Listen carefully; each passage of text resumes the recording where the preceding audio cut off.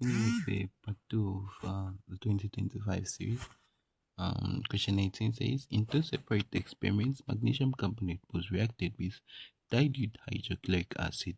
The graph shows the total volume of carbon dioxide gas collected against time for each experiment. And the question says, which change explains results obtained in experiment 2? So, if we quickly interpret the curve in experiment 2, it shows that the curve is decreasing.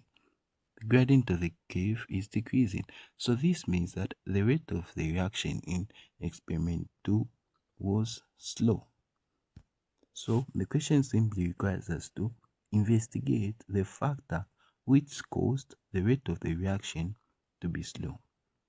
Okay, option A says a catalyst was added. Addition of a catalyst cannot make the reaction to be slow because the catalyst helps to lower the activation energy. So this is incorrect. Option B says powdered magnesium carbonate was used. If we use powdered magnesium carbonate, it means that we are increasing the surface area. And when surface area is increased, the rate of the reaction is actually faster. So option B cannot be the answer. Option C says the hydrochloric acid was more concentrated. Concentration increases the rate of the reaction because it provides more reacting particles. Okay, so this is as well incorrect. So the only correct statement is option D, which says the temperature was lowered, and this is definitely correct because if we lower temperature, it means that we reduce the kinetic energy of the particles, and when kinetic energy of the particles reduces, the particles will collide with each other less frequently. Therefore, the rate of the reaction would decrease. Thus, option D is perfect. Question 19. Brown nitrogen dioxide reacts to form colorless dinitrogen tetraoxide in a reversible reaction. The forward reaction is exothermic. Okay. Alright. The question says, which change would make the equilibrium mixture darker in color? So, if the equilibrium mixture was to be dark in color, it means that the position of equilibrium should be favored towards the left because that's where we have a substance that is dark in color. So to simplify the question, it simply says what change would make the equilibrium mixture to go to the left, right? Because at the left, that's where we have something that is dark in color. So in this case, let us first start with temperature. Okay. So the aim is to make the equilibrium mixture to go in this side. Okay. Alright. Suppose we increase temperature. If we increase temperature, remember the question has said the forward reaction is exothermic. Therefore, an increase in temperature would cause the position of equilibrium to move to a side that absorbs the excess heat. And in this case, the side that absorbs the excess heat is in this side where we want. It's in the left direction because in the left, that is where the endothermic is. That's where the endothermic side is. So in this case, if we increase temperature, it means that the position of equilibrium would be favored more towards the left. And that's exactly what we want. So the answer can either be D or C. Then if we consider pressure, okay. Suppose we increase pressure. If we increase pressure, an increase in pressure, let us first consider the number of moles. So on the reactant side, we have 2 moles of a gas, and on the product side, we have 1 mole of a gas. Okay, so the rule for pressure is very simple. It simply says if we increase pressure, the position of equilibrium would be moved to a side that has less number of moles of a gas. In this case, it is this side, the forward side. However, that's not what we want. We want the position of equilibrium to go to the left, this backward side here. Okay, So what do? We do the opposite. Instead of increasing pressure, we decrease the pressure. Okay, so this is shown by option C. Question 20. A reaction is represented by an ionic equation shown. Which substances are oxidized and reduced? Remember, to be oxidized simply means the oxidation state of the species increases. Okay, and remember this, the oxidation state is simply the charge that is assigned to an atom, or rather to a chemical species. So in this case, if we have like iron 2 plus, the charge that the ion is assigned is what we call the oxidation state. And if this oxidation state here increases, let's say to 3 plus, then it means a chemical species is oxidized. And in the similar way, if this oxidation state decreases, let's say to plus 1, it means that the ion has been reduced. So that's what we will investigate in this particular scenario. Let's start with the iron 2 plus. Okay, if we consider how iron 2 plus was reacting, we would see that the oxidation state at first was 2 plus, but now it has increased. So this means that the ion has been oxidized, right? So the ion here has been oxidized. So A can be the answer. Okay, right. Let's make sure we validate the correct answer. So I'll not immediately choose A, but rather let me explain in detail. Okay, let me quickly erase this. Right. Okay, so we've observed that the iron has been oxidized. Now let us observe the magnesium. Alright, so we have magnesium like this. In fact, this is magnet ion. So this is a magnet ion. But let us observe the oxidation state of the magnesium. Remember, we are not given the oxidation state of magnesium here, but we can calculate it. It's very simple. We just have to say let magnesium be X. So we say X plus 4. And remember, the oxidation state of oxygen is known. It's -2. Is equal to this charge here. This charge is -1. Okay. So if we do this, it means X is equal to +7. Thus, the oxidation state of magnesium in this magnet ion is +7. Okay, let us observe what has happened. So the +7 you can see here has decreased. So from +7, it's now 2 plus. So this means that the magnesium has been reduced. Okay, the magnet, has been reduced. So A seems to perfectly cater this. So I regard it as being my correct answer there. Okay, 21. Which of the following setups would produce the brightest light on the bulb? This is very simple. Remember, the brightest light on the bulb is produced when we have the largest amount of electricity. So to simplify the question, it simply tells us that which setups would produce, or rather which setups would give us the largest amount of electricity. Okay. Always remember this.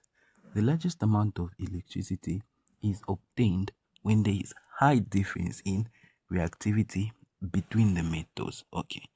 So the high reactivity between the metals can only be obtained when the metals are very much further apart in the reactivity series. So to answer this question, let us make mention of the reactivity series. Okay. We have the first one is potassium. The second one is sodium. The third is calcium.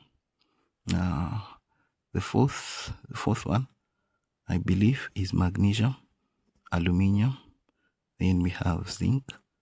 Then we have iron, lead. This followed by hydrogen, copper, as well as gold. Okay, So when we have a high difference in reactivity, when there's a high difference in reactivity between the metals, that's when we can have the largest amount of electricity. So let's get to observe this. In option A, we have one metal as copper and the other one as magnesium. Okay, so copper is here, and magnesium is here. So how many metals are in between here? So let's count. We have 1, 2, 3, 1, 2, 3, 4, 5. So there are 5 metals in between. So I'll put for copper 5. Let's also observe for silver and magnesium. Silver is here at the bottom and magnesium is here. So if we count the metals that are in between here, we'll get 6. Okay, so this disqualifies option A because 6 is giving me the metals being much further apart. Alright, and if we consider option C, one of the metals is silver and the other is zinc. Silver is here and zinc is here. So the difference here is just last 4. So this is also out because we're having one which is having 6. Okay. Then if we consider the last option, one metal is zinc and the other metal is copper. So zinc and copper. This is giving me a difference of 3. So this one is also out, and the only one, the largest difference in reactivity between the metals is option B. Okay. Question 22. The photography reaction is represented by, okay. Right. This is a very interesting question and it's actually very simple. Okay.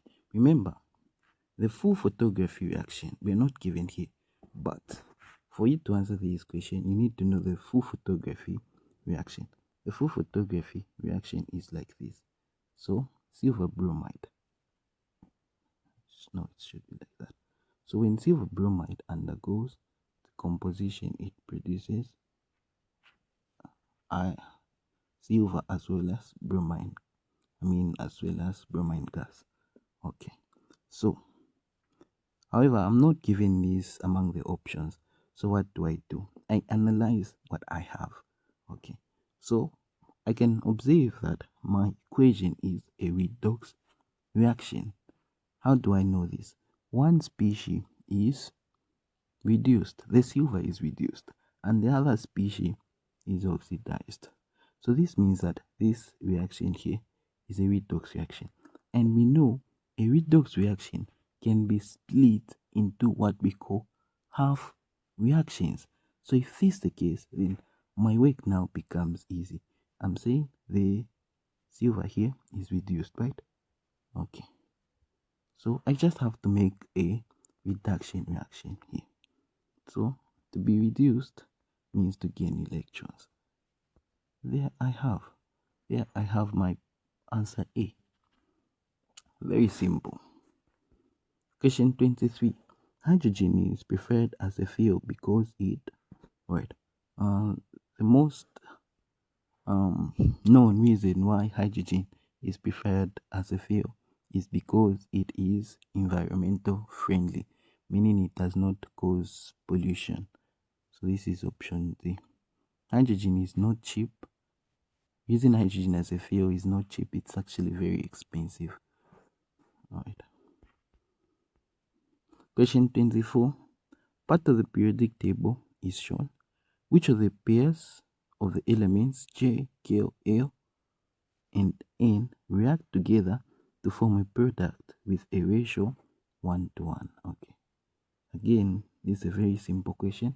For us to have a 1 to 1 ratio, it means that the valencies of the chemical species will have to cancel out, right? So this can only be facilitated if we have a metal in group 2 reacting with a non-metal in group 6. Okay, remember, a metal in group 2 will have a valency of 2, and the non-metal in group 6, which is M here, will have a valency of 2 as well. So the valencies will cancel out. So meaning I have a product with a 1 to 1 ratio. So I have one which is K and M. So my answer can either be A or T. Another one would be J and N, because J is in group 1 of the periodic table and N is in group 7 of the periodic table. The valency of J is 1, the valency of N is 1 as well. So this will also give me a 1-to-1 ratio as well. This is shown by option D. Okay. Question 25. Which property is shown by transition metals but not shown by group 1 metals? Okay. Transition metals have various differences from other metals. Even before we get to the options, let me just list them down. Number 1, transition metals have the ability of forming what we call colored compounds. For example, copper sulfate is blue. Also iron 2 is, I think it's green. So they have the ability of forming colored compounds, right? And another characteristic feature is that they have what we call variable oxidation states. Another distinctive feature is that transition metals are used as catalysts. Okay, they're used as catalysts, right? So in this case, the one that is not shown is variable oxidation state. The rest are similar to all metals. So option D is my perfect answer there. Question 26. A period of the periodic table is shown. The letters are not the chemical symbols. Which statement is correct? Element. Right. Let's start with statement A. Statement A says element R here does not conduct electricity. This is not true because R is in group 1 of the periodic table, and elements in group 1 of the periodic table have free electrons in the outermost shell. Have a free electron. It's just one, right? So they have a free electron, and this electron acts as a charge carrier. Therefore, now R should conduct electricity. So this is incorrect. Statement B says R and Y react to form an ionic compound. R is here in group 1 and Y is in group 7 of the periodic table. So this is definitely correct.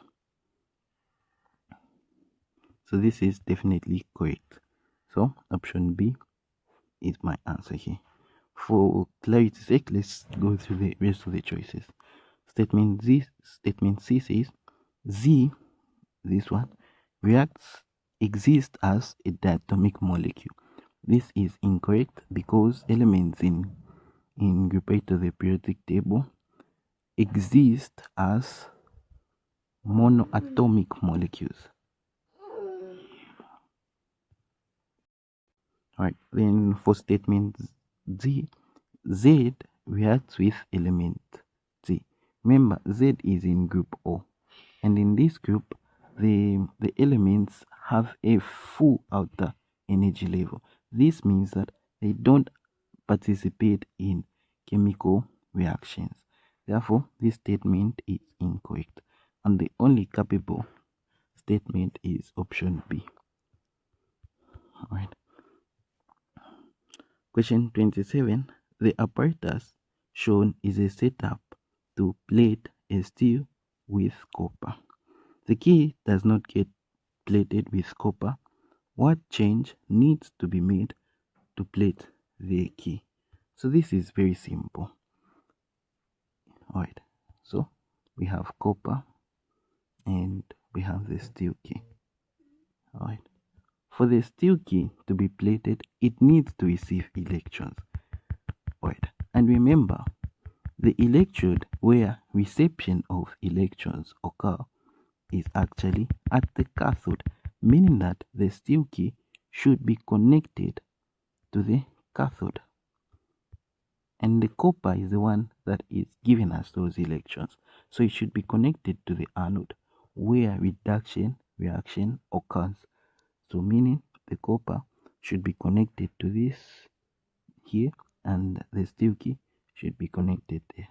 So for us to for the change that needs to be made is that we just need to interchange the electrodes, and we basically have answered the question.